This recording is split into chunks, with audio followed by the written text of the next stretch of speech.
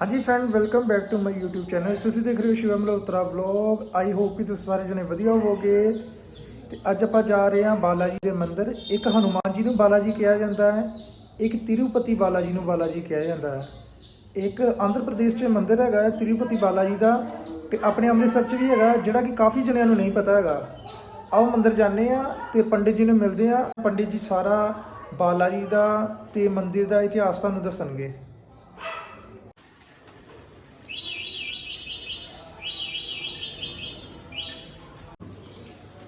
हाँ जी फ्रेंड, मंदिर आप पहुँच चुके हैं ते मंदिर तुहानू दिखाना आ। मंदिर है बाला जी महाराज का।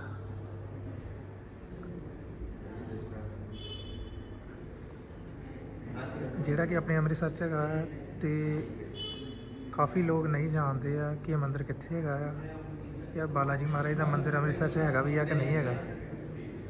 ठीक है जी, मंदिर मैं तुहानू दिखाना आ, फिर बाद पंडित जी नाल गल करते हैं। जय श्री राम।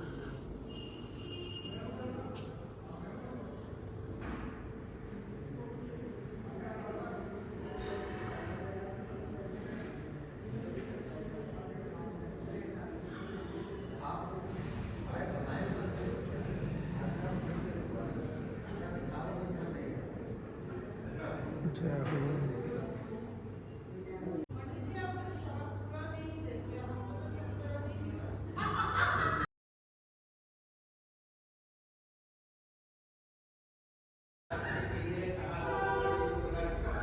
बैक साइड है मंदिर का, ऐ परिक्रमा करके ते अगे जाते हैं।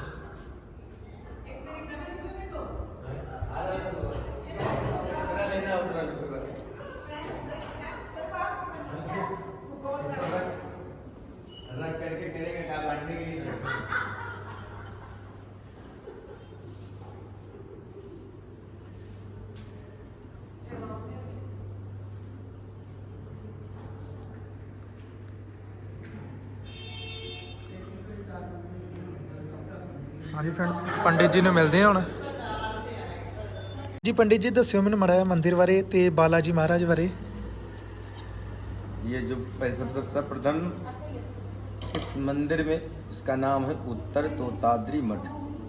उत्तर भारत में तोताद्री जिस गद्दी पर रामानुज संप्रदाय के रामानुज प्रधान गद्दी के जिस पर विराजमान हुए थे, वही प्रधान गद्दी के ही इसका जो मुख्य मेन स्थान है वो नागोनेरी तमिलनाडु में। तिरुपति बालाजी, तिरु बोलते हैं तमिल में लक्ष्मी जी को, और पति जो भगवान लक्ष्मी जी के जो पति हैं वही भगवान तिरुपति यानी भगवान विष्णु ही तिरुपति बालाजी के रूप में प्रणीत हुए हैं। क्योंकि इनका कई लोग आपस में संकल्प था, सबका संकल्प ठाकुर जी को पूरा करना था। एक संकल्प यशोदा जी का था, एक संकल्प रामावतार में जो वेदवती थी उनका था।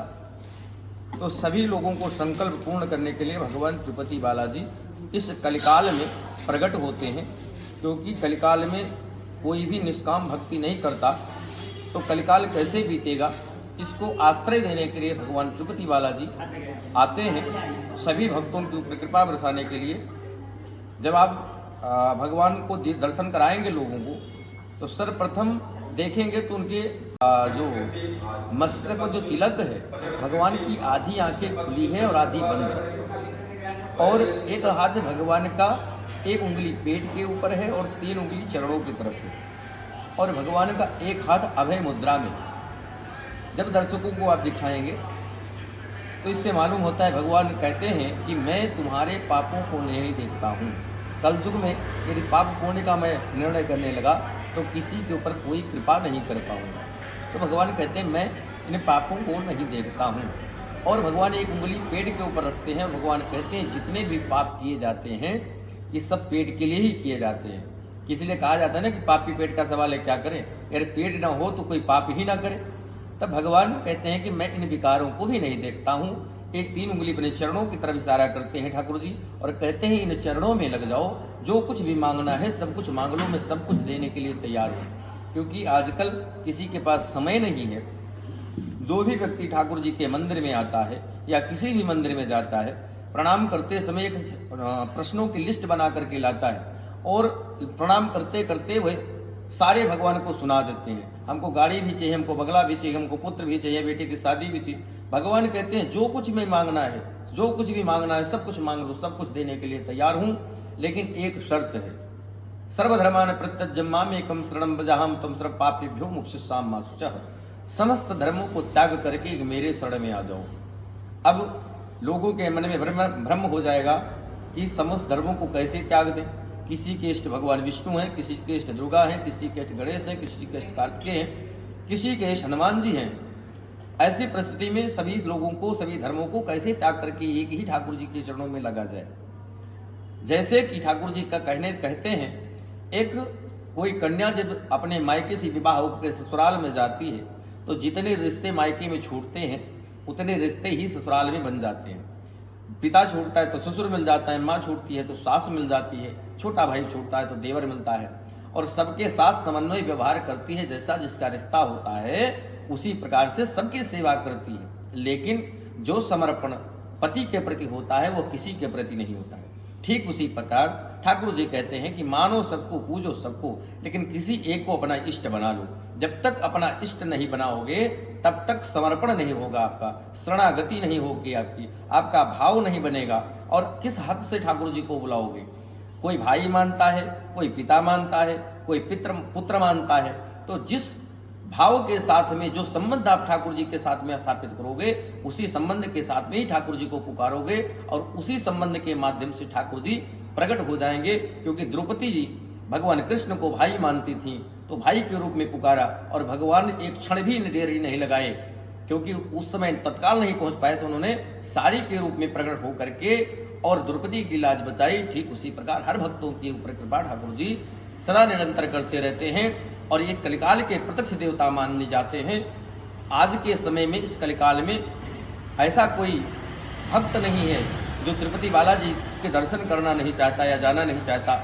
लोग वहाँ जाते हैं आंध्र प्रदेश में तो बहुत भीड़ होती है, लेकिन उत्तर भारत के लोग ज़्यादातर लोग नहीं जा पाते हैं। इसलिए ठाकुर जी ने स्वयं उत्तर भारत में आकर के अमृतसर में ग्रीन फील्ड में विराजमान हो गए हैं सभी भक्तों को ऊपर कल्याण करने के लिए, कृपा करने के लिए।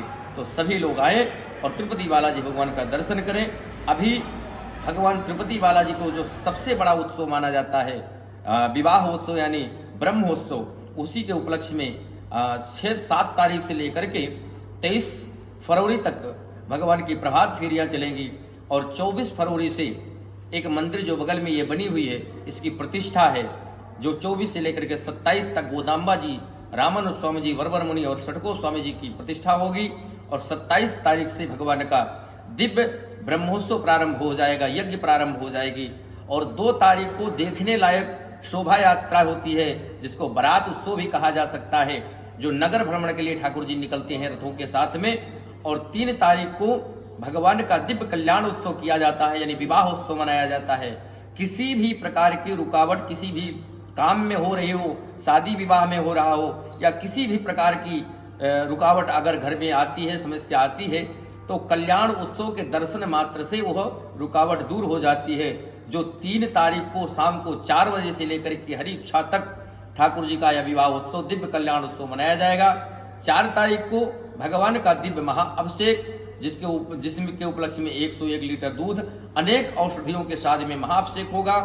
5 तारीख को यानी 5 मार्च को भगवान भगवती लक्ष्मी जी का महाअभिषेक और हवन, और उसके बाद में शाम को बहुत ही भव्य दिव्य दीप उत्सव मनाया जाता है। और 6 तारीख को समस्त भक्तों के लिए भगवान का प्रसाद यानी भंडारा के रूप में आयोजन किया जाएगा।